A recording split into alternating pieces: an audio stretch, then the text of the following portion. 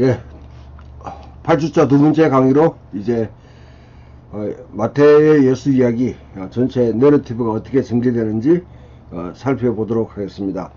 일단 1장 2장 1장 2장을 볼 때 우리가 먼저 볼 필요가 있는 것이 이 레이먼드 브라운이 한 것처럼 1장 1절 7절은 예수님이 누구인가 에 대한 문제를 다루고 있고요. 이거 족보를 가지고 그렇게 하는 것이죠. 족보.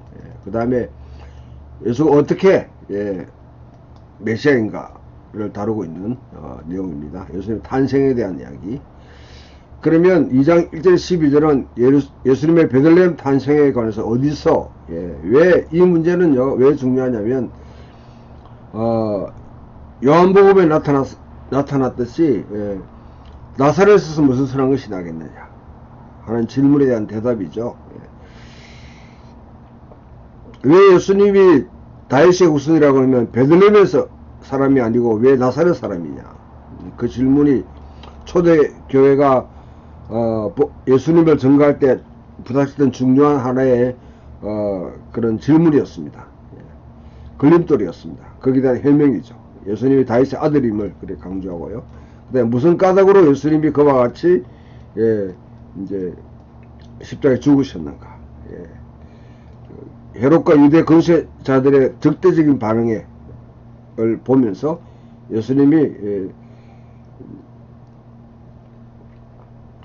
구원자로서 예수님에 대한 내용, 그 네 개의 내용, 1장 2장의 구조가 누구인가, 어떻게 메시아인가, 예수님 어디서 태어났는가, 무슨 까닭으로, 이와 같은 네 가지 문제를 다루고 있다. 그렇게 볼 수 있고요. 자, 이 족보는 세 단계의 단계로 추론할 수 있습니다. 자, 이게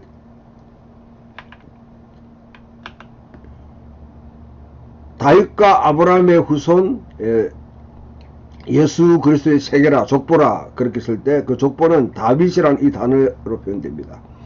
다윗이는 알레페트 기니 달렛 4조, 그 다음에 6이고 4 합치게 되면 이거는 14입니다. 그래서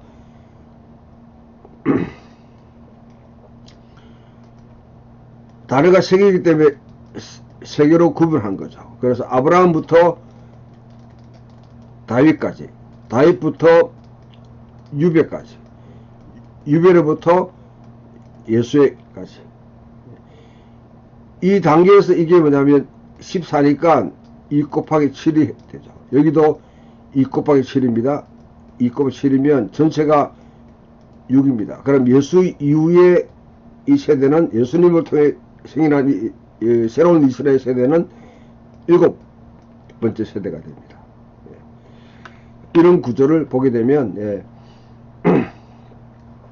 6가지 7이 있었는데 목적자의 완성성을 의미하는 7번째 7에 이르게 됩니다.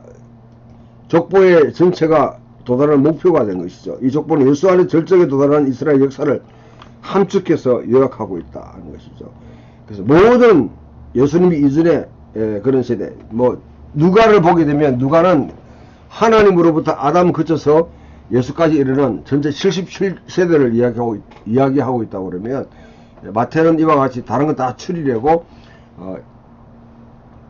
14대 를 이어오고, 마지막 예수님으로 인해서 새로운 세대, 이스라엘 역사의 절정에 이르는 세대가 예수를 통해서 이루어진다, 그렇게 족보를 통해서 본다고 그러면, 여기 중요한 포록이라는 게 굉장히 강조됩니다. 우리가 앞에 계속 포로로부터의 포로 생활의 종결, 야훼가 시온으로 귀환하는 것, 이 문제가 핵심적인 하나의 어떤 그런 컨셉으로 예수님의 이야기를 도입할 때 그와 같이 소개되고 있다. 포로로부터의 종결이 어떻게 이루어지고 있는가? 예수를 통해서 이루어지고 있다. 야훼가 시온으로 돌아오는 길이 바로 예수 그리스도를 통해서 완성된다. 그리고 예수를 통해서 진정으로 이스라엘 그대가 학수고대해 왔던 하나님의 나라, 천국이 이루어진다 하는 것을 표현하고 있습니다. 아브라함이 출발점이지만 예수님이 다윗의 혈통이라는 점이 훨씬 더 강조되고 있습니다. 그 유배 생활을 왜 이렇게 강조하느냐? 제2성전 시대의 많은 유대인들 여전히 자신들이 포로 생활을 하고 있다고 여겼습니다. 자신들이 이스라엘 저지른 죄의 결과로 고통을 받고 있습니다.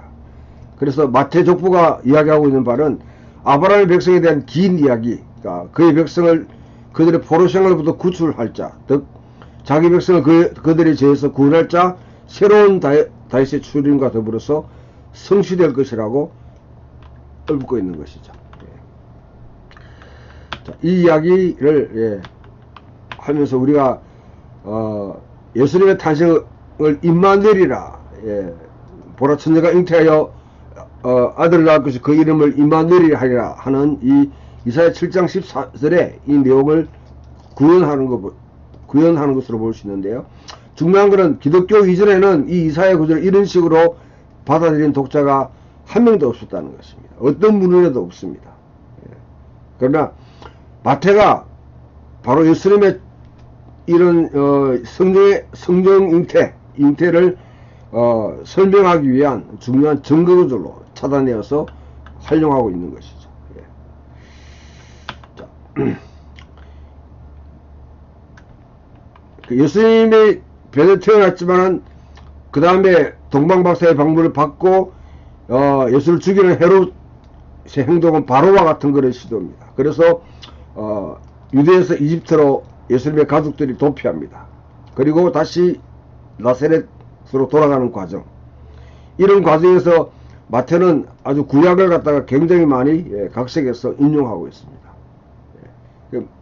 마태의 특징 중에 한 개가 구약에 대한 성취, 구약 예언의 성취로서 예수님의 이야기, 이것을 강조하고 있다면, 마태는 구약의 인용이 엄청나게 많이, 구약을 배경으로 읽지 않으면 마태 자체가 이해가 되지 않는다. 앞에서 말했듯이 천국의 서기관은 옛것과 새것을 그 보물창고에서 가져오는 그런 주인과 같다고 했던 그 내용을 보게 되면 항상 구약을 바탕으로 예수님의 이야기를, 예수님이 이르신 새로운 이스라엘의 이야기를 설명하고 있다, 그렇게 볼 수 있습니다.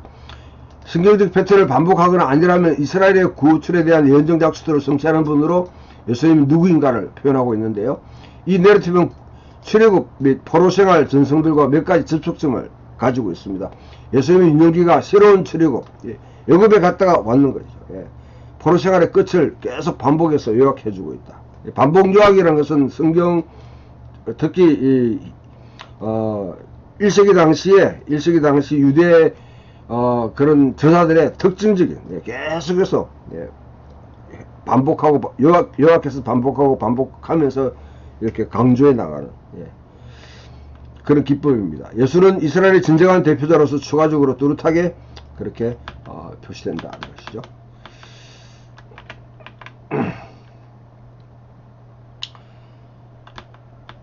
자, 예수님의 사역의 시작은 우리가 알다시피 세례 요한의 등장을 통해서 그와 같이 예수님의 사역이 시작되고 광야에서 세례를 베풀고 아브라함의 혈통이라 주장함으로써 이런 심판이 면제되는 것은 아니다 하는 그 회개, 신명기 28장에 30장에 제시된 바와 같이 야훼께로 돌아와서 합당한 열매를 맺는 것이 바로 아브라함의 혈통이라고 주장할 수 있는 근거가 된다. 그런 혈통을 내세우는 것보다 훨씬 더 이것이 중요하다, 그렇게 선포하고 있습니다. 세례는 누군가 곧 도착하신다. 그는 오실 분이시다. 정결케 하는 새로운 시대가 열릴 것이다. 그의 세례는 영과 불의 세례가 될 것이다. 그래서 하나님이, 예수님은 사람들을 하나님이 불을 내뿜는 호흡 속으로 우리를 몰아넣으려고 하실 것이다. 정화되거나 아니면 숙성될 것이다. 그렇게 세례 요한의 메시지를 요약하고 있습니다. 자, 그 다음에 강야, 시험은 잘 아시죠? 이런 사탄이 받으신 유혹의 내용들을 소명의 급진적인 왜곡과 도착에 초점을 맞춥니다. 어떻게 소명을 갖다가 왜곡시키고 도착시킬 것인가. 이 내용을 통해서 과연 예수는 세례받을 때 이는 내 사랑 아들이요 내 기뻐하는 자다 하는 그 소명, 그가 진정한 하나님의 아들인가 하는 질문을 던지는 것이죠. 우리 앞에서 마가복음과는 전혀 다른 새로운 차원에서 이 마태가 예수님의 시험을 그렇게 묘사하는 걸 보게 됩니다. 마가에서는 예수님이 광야에서 짐승들과 함께 있더라, 천사들이 수종들더라 했는 것은, 오히려 마가복음에서는 에덴 동산의 이미지와 이사야 11장에 있는 이미지를 그와 같이 상기시키면서, 아브라함의 소명, 이스라엘의 소명, 하나님이 창조한 세계를 어떻게 회복하고 돌볼 것인가, 그런데 적합한 물인가 하는 초점에 맞추고 있다고 그러면, 그런 측면에 보면 마가의 시험은 굉장히 긍정적인 측면입니다. 그러나 이 마태가 표현하고 있는 이 예수님의 시험은 상당히 도전적이고요, 예수님의 소명 자체를 왜곡시키려고 하는 그런 내용들. 그 세 가지가 하나님의 아들로서 소명이 자신의 기적을 일으킨 권능을 통해서 자신을 섬기는 데 사용될 것인가, 아니면 진정으로 하나님의 본래 목적을 위해서 그 부름받은 소명에 충실할 것인가, 거기에 대한 하나의 질문이라고 그러면, 예수님은 매번 신명기를 인용해서 마귀를 물리칩니다. 그런 예수님 시험 이야기가 묘사하는 것은 예수를 진정한 이스라엘 사람으로 묘사하는 것이죠. 그래서 마태는 예수를 자신의 경험을 통해서 이스라엘 반복 요약하는 분으로 제시한다. 이스라엘이 진정한 이스라엘 되시는 분으로, 고대 이스라엘처럼 예수도 애굽에서 나와서 겸손하게 순종하는 삶을 살도록 하나님이 부름받았습니다. 이스라엘 부르심은 광야에서 검증되어야 했습니다. 그래서 이 이야기에 주는 소망은 이스라엘과 달리 이스라엘이 불순종했던 곳에서 예수님은 신실하게 하나님께 반응한다는 것이죠. 그러고 난 뒤에 이런 세 가지 시험을 통과하고 난 뒤에 이제 갈릴리에서 예수님의 그런 사역들을 쭉 설명하는데, 거기에 마태의 독특한 스불론과 납달리 지파의 전통적인 지역, 이것은 유대라 사마리아 하면 여기가 갈릴리 지역에, 여기가 나사렛, 스불론 이 지역이 가장 후진 곳입니다. 이방의 갈릴리라 하는 곳이에요. 이곳에 어둠의 그늘에 앉은 자들에게 빛이 비친다. 이사야 9장 1, 2절의 말씀에 예수님의 갈릴리 사역의 성취로 그렇게 표현하고 있는 것이죠. 그래서 큰 빛이 백성들에게 비치고 있다. 그리고 이제 시몬과 베드로를 사람 낚는 업으로 그렇게 소환하고 유대인과 이방인 지역에서 군중들을 끌어들이는 예수님의 그런 사역들 묘사하고 난 뒤에 이제 우리가 잘 알고 있는 이 첫 번째 설교인 산상순으로 넘어가게 됩니다. 마치 새로운 모세처럼 사람들이 새로운 토라를 주는 예수님으로 묘사하고 있습니다. 1년에 팔복이라고 구복이라고 그러고 그렇게 하는 것은 별로 정확한 명칭은 아닌데요.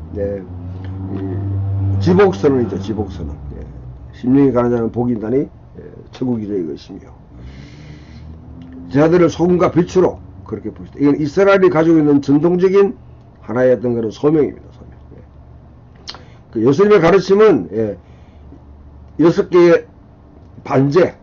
옛사람은 내게 말했으나 옛사람은 이렇게 했다는 것을 들었으나 나는 너에게 이르노니 하는 이 반명제, 6개의 반명제를 통해서 이 토라를 무효하는 것이 아니라 성취한다고 분명히 말씀하고 있습니다. 예수님은 한 번도 토라 자체가 잘못됐다고 그렇게 공격하지 않습니다. 바울도 마찬가지입니다. 토라를 보호하기 위해서 펜스를 둘러싸고 있는 당시 유대인들의 그런 관습들, 안식일 규정이나 할례 규정, 그리고 또 음식법, 또 정결법 규정, 이런 것들을 가지고 토라를 보호한다고 오히려 자기들의 특권을 주장하고 있는 이스라엘의 잘못된 관습에 대해서, 토라에 대한 잘못된 그런 이해를 공격하고 있는 것이, 토라 자체를 예수님이 공격하는 것은 아닙니다. 오히려 토라의 명령을 강화시켜나가는 것이죠. 심지어 살인하였다 들었으나 나는 너희 말하오니 형제를 보고 나가라 욕을 하게 되면 그건 살인한 것이다. 음행하지 말라는 말을 들어서라. 여인을 보고 음욕을 품는 자마다 가늠한 것이다. 더 강화시켜 나가고 있는 것이죠. 하나님의 완전하심을 닮으라는 근거로 그렇게 마무리하고 있습니다. 자, 이런 내용들 5장에서는 이와 같이 표현되고 있다면 6장에서는 헛소리나 윗소리 없이 전통적 유대 경건, 자선을 행하고 기도하고 금식을 행하라는 요청을 하게 됩니다. 무엇보다도 중요한 것은 하나님 나라에 대한 이해입니다. 자신이 대우받고 싶은 대로 다른 사람을 대우하라는 황금률을 선포하시고 율법과 선자의 성취로 간주합니다. 그 다음에 이제 7장에 와서는 이와 같이 윤리적 가르침에 대한 유대의 두 가지 길, 이건 전통적으로 예수님 당시에 다른 랍비들이나 그런 해석에서 늘 등장하는 것입니다. 생명의 길, 상황의 길. 이거는 이미 신명기 28장에서 30장에 나와 있는 복이냐 재앙이냐, 생명의 길이냐 사망의 길이냐, 그 둘 중에 한 개를 선택하라는 것이죠. 두 가지를 묘사합니다. 넓고 좁은 문, 넓은 문과 좁은 문, 이리와 양, 열매 없는 나무, 열매 많은 나무, 단순한 공헌, 실제 헌신, 어리석고 반석 위에 세운 건축자, 모래 위에 세운 건축자, 두 가지를 계속 대비해 가면서 이와 같이 말씀합니다. 특정한 가르침뿐 아니라 이런 말씀을 공부하시는 그 권위 자체가 서기관들과 달랐다. 마태가 계속 강조해, 천국의 서기관, 하나님 나라의 서기관은 옛것과 새것을 가져온, 그 창고에 가져오는, 보물 창고에서 가져와서 제시하는 그런 주인과 같아. 했을 때, 예수님의 권위 자체가 그와 같은,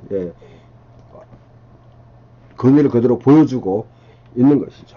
좀 더 우리가 보게 되면 산상수훈 5장 7장을 보게, 5장은요, 이와 같이 이런 내용들은 쇠마에 대한 제 해석을 우리가 보면 됩니다.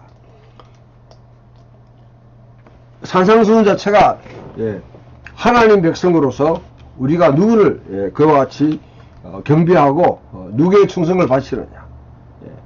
하나님은 오직 한 분이시니 너는 마음을 다하고 뜻을 다하고 힘을 다하여 했을 때에 산상수훈 자체는 이와 같이 이 5장에서는 우리 마음에 관한 심정에 관한 자는 복이 있나니 천국이 저희 것이며, 그래서 엔카르디아 심령을 이야기하는 것이죠. 6장에서는 뜻과 관계되었습니다. 우리 목숨과 관계돼요. 무엇을 먹을까, 무엇을 마실까, 무엇을 입을까 염려하지 말라. 오직 먼저 그의 나라와 그의 일을 구하라. 그 7장에는 힘과 관계됩니다. 당시에 마음을 다하고 뜻을 다하고 힘을 다하. 1세기 당시 유대인들의 해석에서 힘은 다 권세 아니면 재물입니다. 재물로 표현되고 있습니다. 이 세 가지 이를 나눠서 그렇게 표현하고 있는 것이죠. 예수님의 받았던 시험도 마찬가지예요. 시험도 쇠마에 대한 시험입니다. 네가 진정으로 한 분이신 야훼 하나님을 아들, 하나님의 아들이라고 그러면 정말 하나님을 마음을 다하고 뜻을 다하고 힘을 다해서 경배할 수 있는가? 도로떡을 만드는 것은 마음의 시험이죠. 성전 꼭대기 뛰어내리는 것은 목숨에 대한 시험입니다. 그리고 권세, 내 앞에 굴복하라. 그러면 모든 것을 내게 주겠다. 했을 때 이 세 가지 시험이 이 쇠마에 대한 시험과 같이 연결되는 것이죠.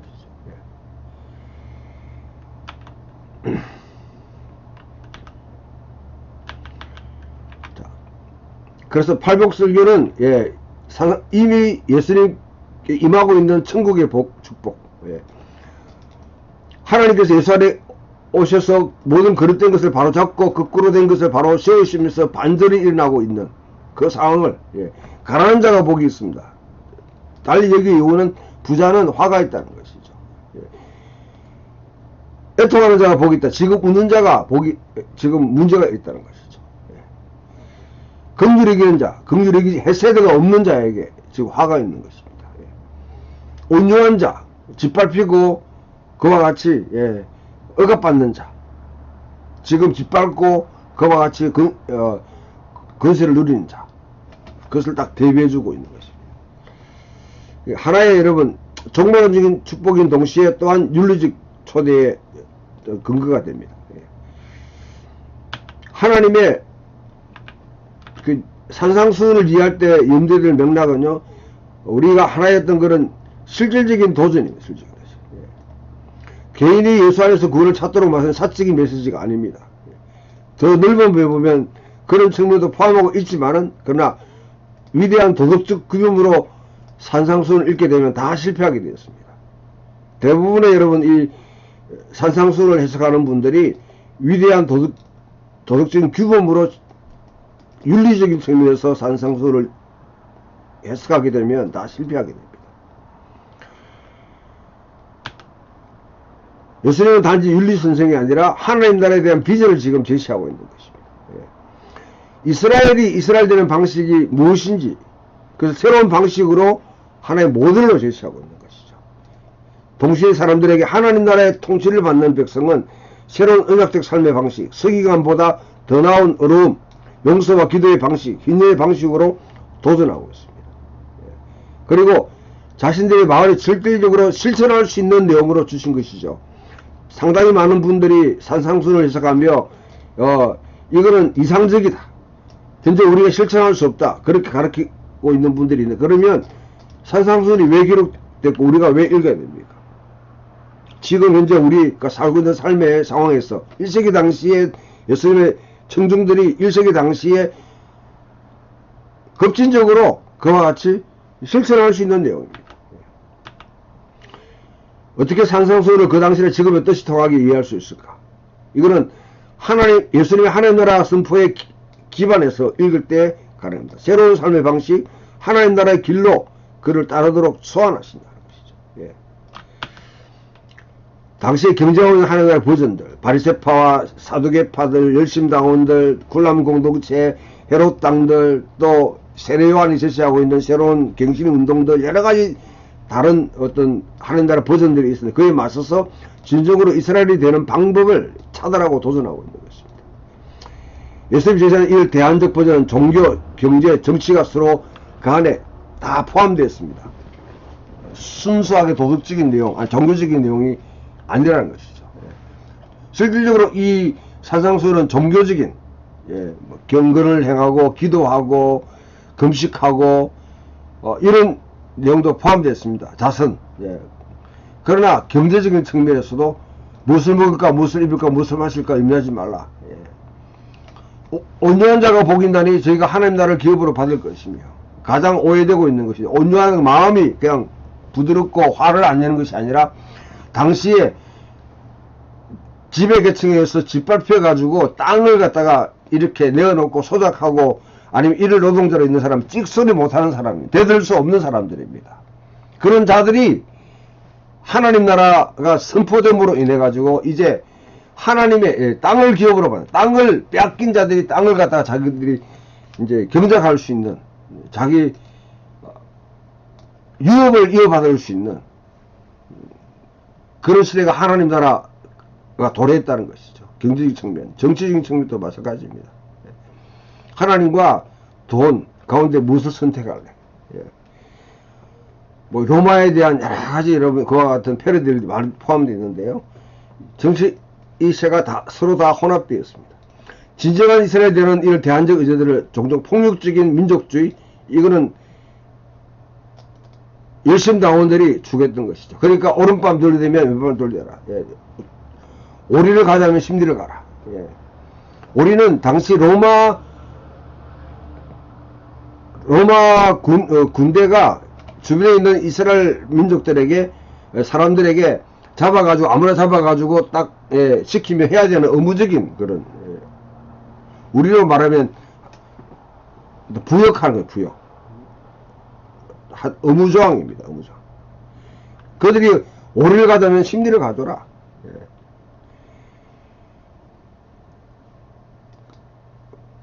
폭력적으로 그와 같이 원수를 사랑하라, 이런 내용들, 광적인 착취나 청교도적인 위선, 이 바리새인들의 위선, 지배계층이 그다음에 부자들이나 아니면 지배계층의 착취, 이런 것들은 결별을 해야 된다는 것이죠. 예수님 가르치신 하늘이라는 불리는 왕국에 차지할 자리를 보상해 줄 수 있을 만큼 착하게 행동하라는 것과는 무관합니다. 상급을 주는 것. 예. 오히려 하나님 나라를 위해서 일하기를 원하는 하나님 나라 백성들은 이렇게 살아야 된다. 하나님 의제를, 에젠다를 갖다 그와 같이 제시하고 있는 것이죠. 예. 하나님 나라의 일은 팔복에 잘 깨잘 요약되어 있습니다. 가난한 자와 애통한 자와 온전한 자와 정의에 굶주린 자와 긍휼히 여기는 자와 마음이 깨끗한 자와 화평케 하는 자와 박해를 받는 자를 복이 있다. 복을 받았을 뿐 더 나아가 자신들이 취약함과 나약함에 대해 불구하고 예수님께 다른 사람들에게 축복이 흐르는 통로가 되도록 그렇게 이들을 의도하셨다. 굉장히 아이러니한 것이죠. 예. 취약하고 나약한 자들을 통해서 축복이 흘러가도록.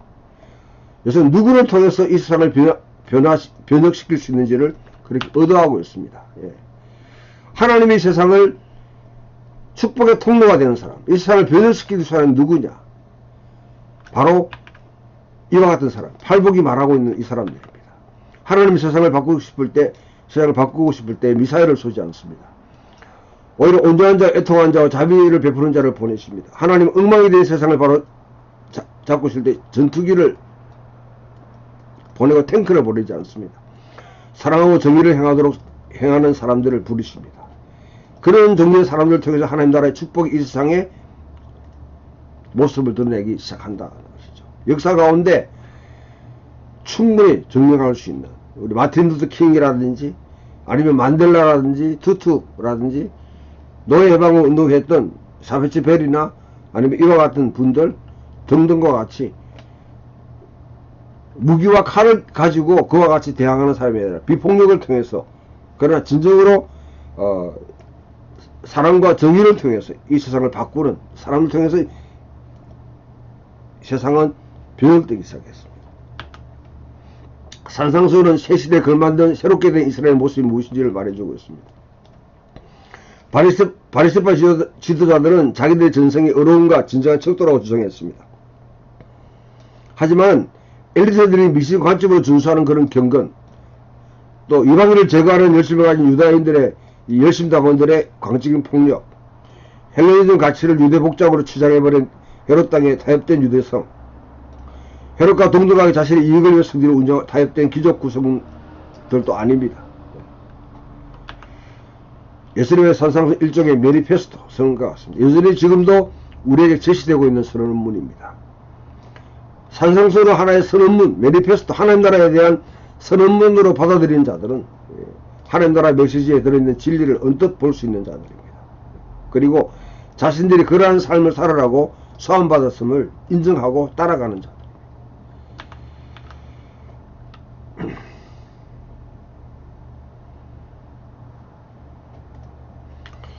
8장에서 11장은 예수님의 건세 계시에 대한 내용을 쭉 하고 있습니다. 예. 이는 앞에 마가복음의 내용들과 겹치는 부분이 많기 때문에 그 다음에 12제자를 임명하시고 10장에 이 12제자에게 귀신을 쫓아내고 병자를 고치며 천국을 전파하는 권세를 부여하고 그들을 하나의 이제 파송하는 메시지를 주는 것이죠. 이 메시지들은 뭐 상세하게 지금 주의를 다할 수 없습니다만은 사도라는 제자가 사도가 된다.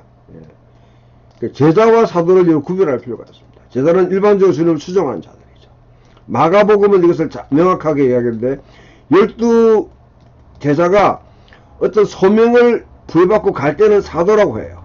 그리고 사도의 직을 그 임무를 다 끝났을 때는 또 제자라고 부릅니다. 그래서 사도라는 말은 뭡니까? 특별한 임무를 위임받아서 그 사명을 감당하는 자들에게 사도라 하는 것이죠. 우리가 쉽게 말하면 오늘날 한국에 특사라는 게 있다. 특사. 어떤 사명을 주고 어떤 나라에 가가지고 특별하게 그때는 특별한 여러분 대사입니다. 그러나 일이 끝나게 되면 특사의 자격이 없어지는 것이죠. 이와 같이 하나님의 사명을 맡은 자들이 취해야 될 그런 긴급하고 또 위험한 응급한 그런 상황에서 어떠한 태도를 해야 되는지, 그 일상적으로 살아가는 삶의 방식이 아니라 하나님의 사명을 우리가 부여받았을 때 그 사명을 완수하는 하나의 삶의 방식에 대해서 말하고 있는 것이 10장에 있는 이 내용들입니다. 이 사역은 1차 12사도니까 이스라엘의 집에 잃어버린 양에 국한됩니다. 나중에 누가에서는 70인을 파송하고 70인은 이방인들과 관계됩니다. 12는 이스라엘과 관계되는 것이죠. 이방인들이 모여들 것이라고 그렇게 봅니다. 그러나 예루살렘 극적인 사건이 일어나기 전까지는 그것이 일어나지 않습니다. 예루살렘 멸망이 일어나기 전까지는 그래서 11장에 13장까지는 예수님의 사역 자체가 하나의 분열을 초래하는 것이죠. 예수님의 사역의 통합을 이루고 뭔가 이런 평화를 이루는 것이 아니라 진리가 선포되게 되면 예수가 정말 이스라엘 메시아인가 하는 질문으로 딱 제기되면서 사람들 사이에 하나의 일종의 갈라치기가 일어나는 것입니다. 감옥에 있던 세례 요한이 예수님 진짜 메시아인지 질문하게 되는 것이죠.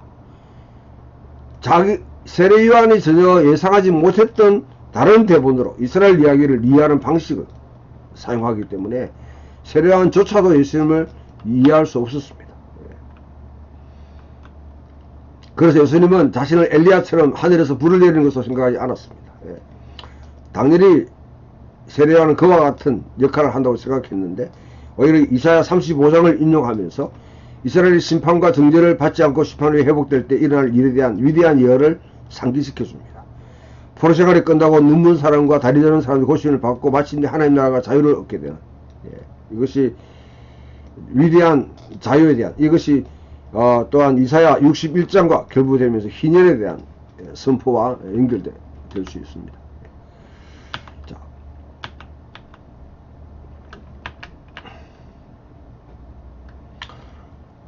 그리고 세례 요한도 이해를 못했습니다. 그 다음에 자신의 선포에 응답하지 않는 도성들에 대한 변을 합니다.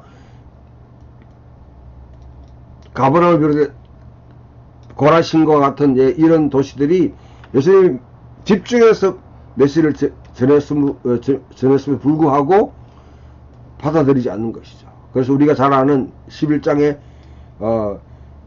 예수님께서 수고하고 무거운 짐지자들아 다 내게로 오라 내가 너희를 쉬게 하리라 그 말씀을 선포하는 것인데요. 아버지만 아들을 알고 아들만 아버지를 안다.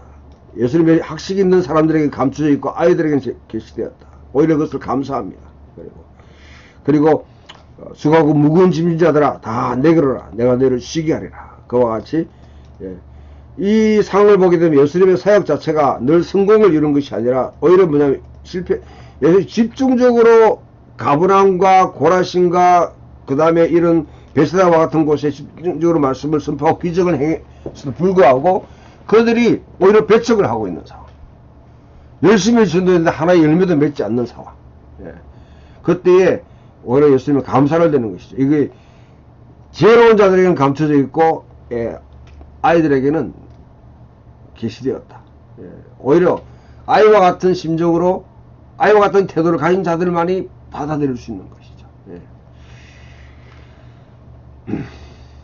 이 안식은 큰 안식일, 참된 재충전의 시간, 하나님의 정의 나라에 대한 진정한 기대를 가져오게 됩니다. 랍비들은 토라의 명예를 제시했지만 예수님은 자비와 사랑이 비롯되는 가벼운 명예를 제시합니다. 계속해서 갈등이 증폭됩니다. 안식일에 예수님이 하신 일을 통해서 갈등이 증폭됩니다.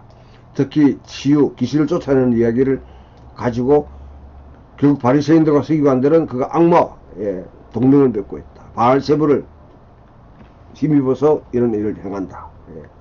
예수님 하나님의 명에 대한 신성 모독이라 그렇게 하면서 결코 사함을 받아줄 수 없는 그런 죄를 짓고 있다고 표현을 합니다. 바리새인들은 징조를 원합니다. 표적을 원합니다. 그러나 요나의 징조밖에는 제시할 필요가 없었습니다. 자, 이런 그 다음에 현재 살고 있는 시대에 귀신이 쫓겨난 사람으로 비교합니다. 한 사람의 귀신이 있는데 7 귀신이 들리다. 이와 같이 7 귀신이 쫓겨났는데 나중에는 더 악한 귀신이 와가지고 그를 갖다 엉망진창으로 만들어. 이 시대 유대인들이 온갖 종류의 군사적인 계획으로 묵시적인 꿈, 경건한 관습, 종파적 모임으로 집을 정리하려고 노력했지만 항상 허술해요. 귀신이 돌아오고 사람들은 전부 다 더 나빠졌다. 예. 이렇게 묘사하고 있습니다. 당시에 유대인들의 행동 자체를 이와 같이 귀신 들린, 예. 이게 마가복음에 나오는 일곱 군대 귀신 들린 자들과 같이 연결해 보면, 예. 유대인들이 이방인의 지배에서, 예. 사탄의 통치, 귀신은 이방인들, 낯설잖아요. 예. 외국인들의 지배에서 벗어나려고 온갖 수단과 방법을 다 가르쳤지만은 다 헛수고다. 오히려 뭐냐면, 자,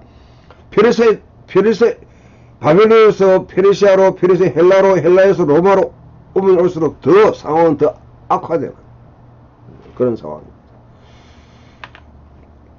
진정으로 예수 그리스도를, 예, 하나님 보내신 하나님의 아들 예수 그리스도를 통해서 이루어지는 그 하나님 나라를 받아들이지 않게 되면 유대는 점점 더 열악한 상황으로 빠지게 되고, 결국 AD 70년에 성전이 로마에서 멸망당하고 성전 자체가 없는, 예루살렘 자체가 파괴된 그런 상황에서 살게 되는 것이죠. 예수의 신적들조차도 무슨 일이 있나고 도무지 이해를 하지 못하는 이와 같은, 예, 참 상황에 빠졌을 때, 이것은 천국에 대한 일련의 비유들, 13장에 있는 이 비유들로 그렇게 이어갑니다. 이 비유들은 하나님 나라에 대한 비유입니다. 천국 비유는, 예, 하나님 나라 비유입니다. 하나님의 백성이 죽은 후에 최종적으로 도달하는 목적지는 하늘이 아닙니다. 예수님이 가르친 기도에 같이 땅 자체, 하늘에서와 같이 땅에서도 하나님 주권적인 통치가 이루어지는 그것이 하나님 나라입니다. 이 하나님 나라 비전은 그 당시 각기 다른 종파들이 다 제시하고 있는 내용이죠. 바리새파, 사두개파, 열심당원들, 쿨람 공동체, 헤롯당, 뭐 다 하나님 나라의 버전을 제시하는데, 그는 이 버전과 예수님이 제시하고 있는 하나님 나라와의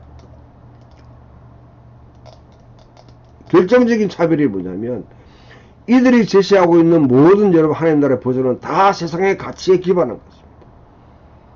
강자, 앞선 자, 예, 높은 자, 가진 자, 예, 힘센 자, 그들 중심에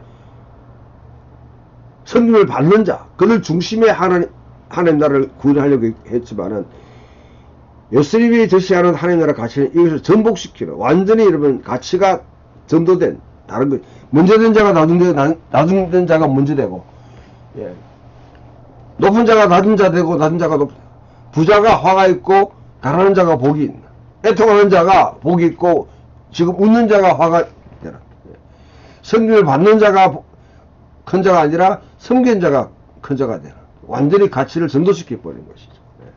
그 하나님 나라를 이야기할 때에 여기에 주된 하나의 메시지는, 이제까지 쭉 13장까지 예수님께서 이와 같이 복음을 전했지만 사람들이 듣지 않는 것이죠. 이제는 예수님 전략을 바꿉니다. 이사야 6장에 있는 내용을 바탕으로 해서 내가 봐도 보지 못하고 들어도 듣지 못하고 깨닫지 못하게 하랍니다. 왜 비유를 설명합니까? 했을 때, 비유는 들으면 다 알 수 있는 거예요. 그러나 그 안에 있는 진정한 의미를 파악하지 못합니다. 왜? 가치에 대한 눈이 열리지 않으면, 시각이 열리지 않으면, 그냥 씨 뿌리는 자의 비유, 그 다음에 밭에 가라지와 안곡이 있는 내용, 누구나 다 알고 있는 이야기, 농사 짓는 다 알고 있는 이야기죠. 그 이야기가 있는 진정한 그런 메시지가 무엇인지를 파악할 수 없는 것이죠. 이때부터는 13년 이후로부터는 이제는 군중들을 대상으로 하는 그런 메시지가 아니라 전체 제자, 예수 그리스도를 따르기로 작정한 자들에 대한 그런 메시지로 전환됩니다. 자, 첫 번째 비유술이죠. 밭과 잡초와 겨자씨와 누룩의 비유. 예. 무리들에게 하나님 나라 본질을 설명하고 있습니다. 그러나 무리들은 그 신비를 깨뜨려 알 수가 없었습니다. 이사야 시대의 왕관 세대와 같게 되어버렸습니다. 두 번째 시리즈는 숨겨진 보화, 값비싼 진주, 건물. 예. 놀랍고도 지극히 높은 가치와 그 가치를 갖다, 예. 이 가치를 추구하기 위해서는 대가를 지불해야 됩니다. 예. 대가를 지불해야 됩니다. 예. 그리고 난 뒤에 옛것과 새것을 모으는 하나의 천국의 서기관처럼 이상적인 신자는 하나님의 통치의 신비를 배우는 서기관으로 지혜와 더불어서 옛것과 새것을 하나로 모을 수 있는, 결합시킬 수 있는 그런 지혜가 필요한 것이죠. 자, 이제 13장부터 앞에 말했듯이 이제는 제자들에게 그와 같이 초점을 맞추게 됩니다. 예수님 사역은 양극화시키는 특징이 있습니다. 1년에 에피소드를 통해서 나사렛에서 예수를 거부하는 그런 사건, 또 헤롯이 예수가 세례 요한이라 생각하는 것들, 이런 것들, 철저한 외부 사람들은 예수를 오해하게 됩니다. 배척하게 됩니다. 이걸 보게 되면 여러분, 마가는 6장에 이르러서 나사렛 해당의 이야기를 하고 마태는 13장에 이야기합니다. 그럼 누가는 4장의 사역 초기 출발점을 나사렛으로 삼아요. 이런 점에서 마태와 마가와 누가는 차이점을 보이죠. 오병이의 역사, 바다를 잠잠케 하는 것들, 일들, 바다를 폭풍을 잠잠케 할 수 있는 것은 아무나 할 수 있는 게 아니죠. 제자들에게 도대체 이 사람이 누구인가 경외감을 불러일으키고 예배하게 만듭니다. 이런 전승들이 쭉 이어지고 난 뒤에 이제 가이사라 빌립보에서 베드로의 신앙 고백이 이어지게 됩니다. 제자 훈련에 자 13장에 여러분 13장이 예수님의 사역의 중요한 변곡점이라고 말했습니다. 이전까지는 전체 군중을 무리를 향한 여러분 또 사역이라고 그러면 지금부터는 제자의 초점을 맞추는 사역입니다. 그 군중 오클로스 그래서 이걸 민중이라 해가지고 이걸 갖다 이상화 시키는데 이건 민중신학이 그와 같이 파악하지만 이거는 너무 억지로 그래 푸는 것이죠. 이 군중에 대해서 사역은 사실은 실패입니다. 보아도 보지 못하고 들어도 듣지 못하고 깨달지 못하는 13장에 천국 비유를 하고 나는데 이제부터는 제자들에 대한 사역을 초점을 맞춘다고 그러면 이 제자도 사역의 극치가 16장에 베드로의 신앙 고백으로 주는 메시아시요 살아계신 하나님의 아들입니다. 가이사라 빌립보의 전략적인 위치 이 시점에서 마가복음에서 하나의 전체 전화점을 이룬다고 했을 때 잘 미리 말씀을 드렸습니다. 이 신앙 고백이 결국은 하나님 나라를 건설하는데 결정적인 역할을 할 것이라 그렇게 응답이었습니다. 에클레시아 그 베드로의 신앙 고백을 통해서 그곳에 교회를 세운다 했을 때 바로 여러분 교회라는 단어를 지금 여러분이 몸담고 있는 교회 건물로 된 그런 교회가 아니라 에클레시아라는 단어는 1차적으로 그 시대에서는 하나의 시빌 어셈블리 시민사회에 참여하고 있는 하나의 정치적인 결사체들입니다. 그것을 에클레시아라고 그러겠습니다.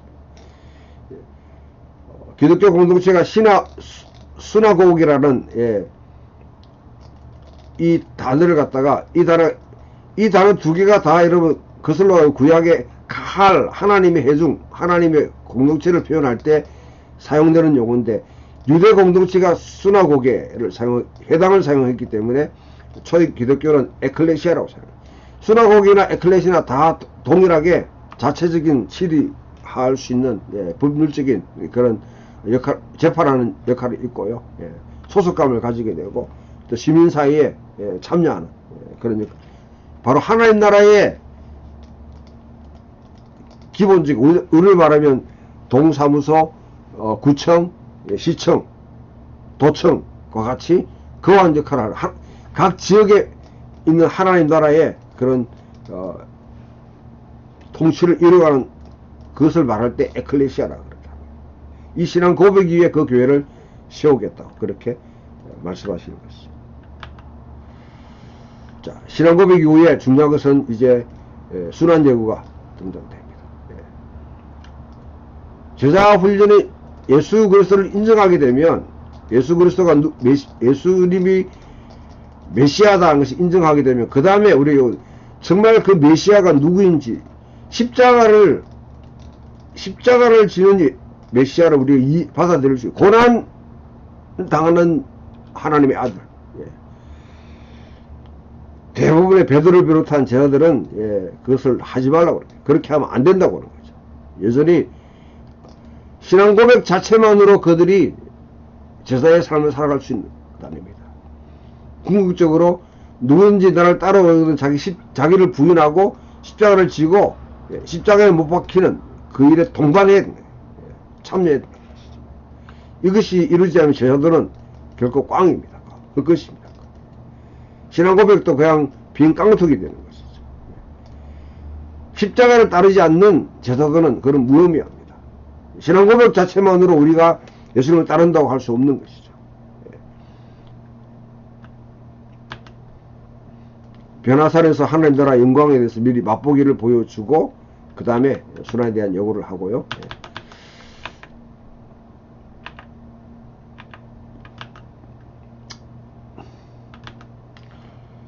14장 11장에 공동된 주제는 이스라엘 민족을 회복이라고 지정될 종말론적 목표로 인도하는 것이 예수님의 사명이었습니다.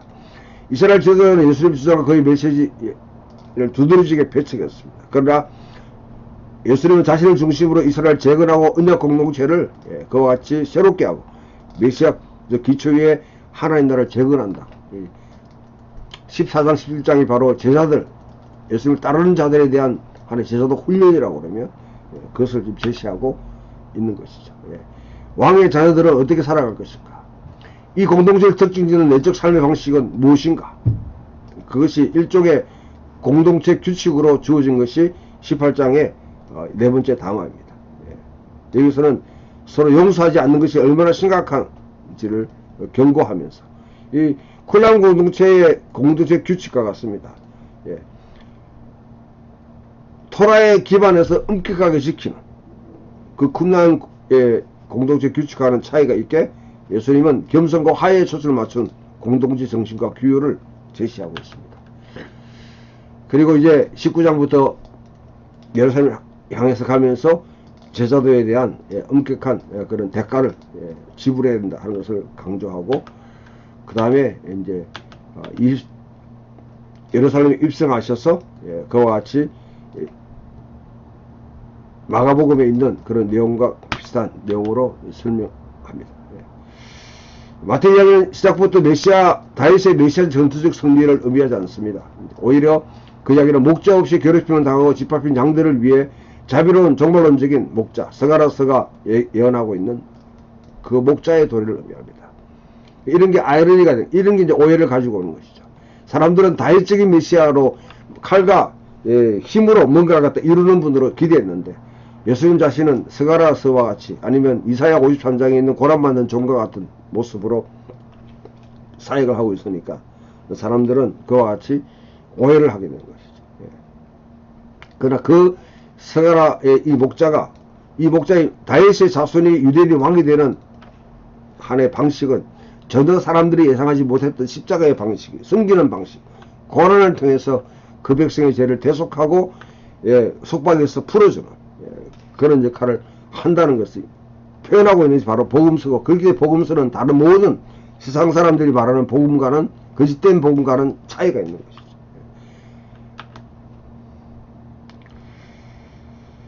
것이죠. 과거 이스라엘 목자의 대표된 예수님은 얻어맞으며, 이 얻어맞은 목자가 성도들과 부활할 때 치유사역의 절정에 달하게 되고, 다윗적인 목자는 일방에 대한 확정된 통치를 고려해서 모든 권위를 가지는 분으로 임명됩니다. 내가 하늘과 땅에 있는 모든 권세를 내게 주노니, 예수 십자가 죽음과 부활을 통해서 하나님 보좌의 자정함으로 통해서 하늘과 땅이 하나 된 그런 권세, 그 권세를 주셨다고 하는 것이죠. 자, 갈등과 성전에 올라가서 갈등과 논쟁 이야기들이 도입됩니다. 예수님이 그에 대한 질문, 두 아들의 비유, 악한 수사견의 비유, 혼인장치의 비유, 가해사에게 생을 바치는 문제, 죽은 자의 부활에 대한 문제, 가장 큰 계명의 문제, 다윗이 하나님의 조상이면서 왜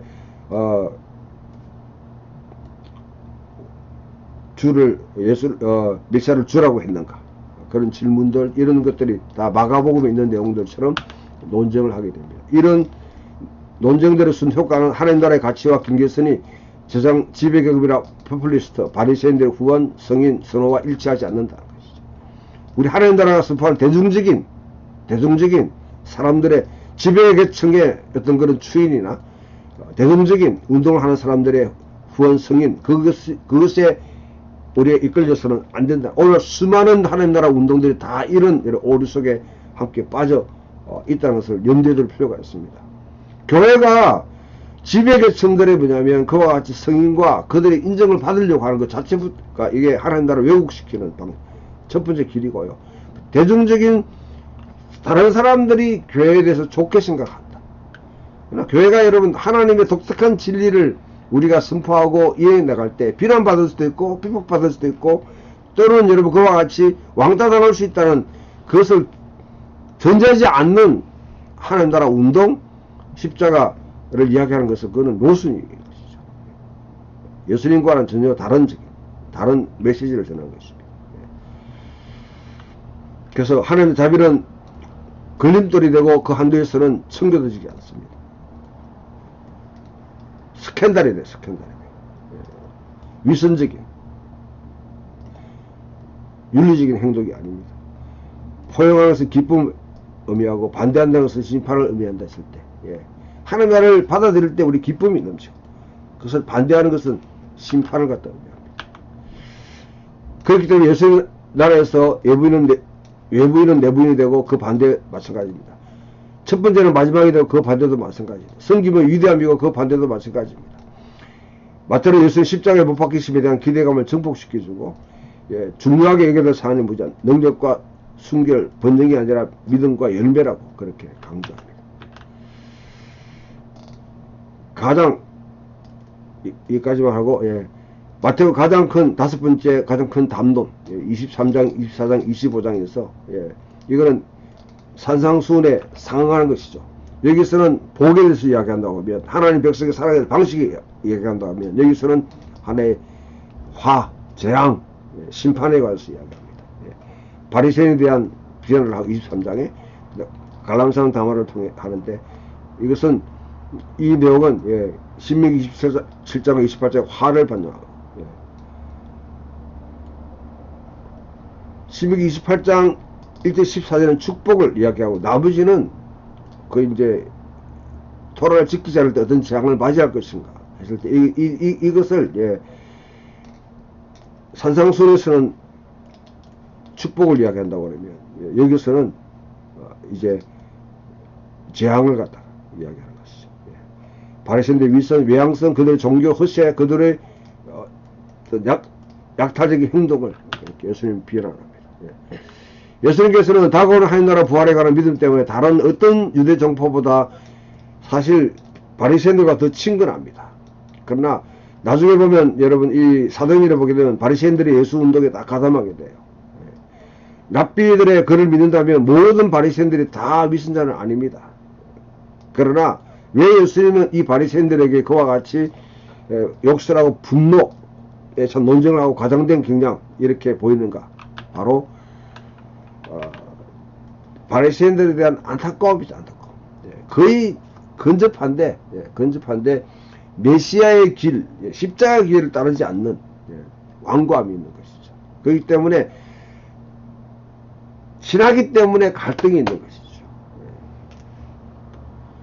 멀리 있는 사람이 우리에게 여러분 그와 같이 뭐 비난하고 할 필요가 없습니다. 가까이 있는 사람들이 상처를 입히는 것이죠. 그래서 이런 비난은 오히려 바리새파와 예수 운동이 더 친근감이 있고 더 가족적인 유사성이 있었다 하는 것을 반증해주는 하나의 증거입니다. 마태판 갈람산 당화는요 대체로 마가를 따르지만 노아의 날 열처제 비유와 달란트 심판을 위해 모인 민족의 시나리오, 사람 인자 앞에서 염소와 양의 비유 같은 내용이 포함되어 있습니다. 이런 내용이 포함한 것을 참고하면 마가와 누가는 갈라산 당화가 주 70년의 사건에 성취되었다고 그렇게 주장하는 반면에 마태는 예루살렘 황폐와 성전의 파괴를 아직도 도래하지 않는 미래에 성취해야 될 것으로 종말론적인 예행 연습으로 그렇게 보고 있습니다. 이 말은 유대가 마태와 마가는 왜 유대가 AD 70년에 멸망당했는가 하는 것을 갈라디아서 담화를 통해 풀어준다고 하면, 마태는 마치 아직도 그 일이 일어나지 않은 것처럼 그렇게 되지 않으려고 그러면 어떻게 해야 되는지 그렇게 제시하고 있다고 볼 수 있습니다. 마지막 순환과 부활 지상명령에 대해서는 여러분들이 이제 맨 마지막 이제 강의에서 예수님의 순환과 예수님의 부활을 다룰 때 그때 추가적으로 이 내용들은 설명하도록 하겠습니다. 이 내용을 가지고 마태복음 전체가 첫 번째 중요한 것은 족보가 도입하는 것은 유대 생활의 존경, 이 예수 그리스도를 통해서 이루어지고 야훼가 시온으로 기여하는 것이 예수 그리스도를 통해 이루어진다 하는 것을 보여주고 있고요. 그 다음에 마태복음 구조를 갖다가 내러티브 디스코스,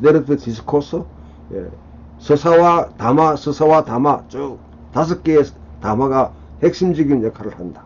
모세가 오김을 닮았다. 그래서 예수는 새로운 모세로 새로운 토라를 주는 분으로 그렇게 묘사가 되고 있다. 특히 핵심이 되는 마태복음 13장에 하늘나라 비유를 끝내고 난 뒤에 천국의 서기관은 옛것과 새것을 보물창 가져와서 내놓는 집중과 같다. 구약을 바탕으로 구약의 이 예수님의 사건이 예수님을 재해석하고 그 다음에 그 종파적인 논쟁 속에 빠져있던 공동체에게 진정으로 아주 변정적으로 예수를 추정한 것이 토라를 통해서 하나님을 경외하는 자들이 이탈하거나 이단이 아니라 오히려 더 합당한 하나님 그 유대의 유산을 이어받는 자들, 성취하는 자리라 그렇게 주장을 하고 있다. 그렇게 볼 수 있습니다. 마지막으로 여러분 산상수훈은 그냥 단순하게 공언되어 있는 그런 윤리적인 실천. 그러면 대부분 절망에 빠집니다. 그러나 이 땅을 변혁시키고자 할 때 하나님이 이 땅의 가치와 이 땅의 삶의 방식을 전복시키고 하나님 나라가 이 땅에 임하기 위해서 사용하는 사람들이 누구인가? 그 사람은 어떤 생활 방식을 가져야 돼? 어떤 가치를 추구해야 되는지 그것을 말하고 있는 하나의 매니페스토 아니면 매뉴얼과 같은 역할을 한다. 이렇게 이런 점들을 파악하시고 마태복음을 정리해 주시기 바랍니다.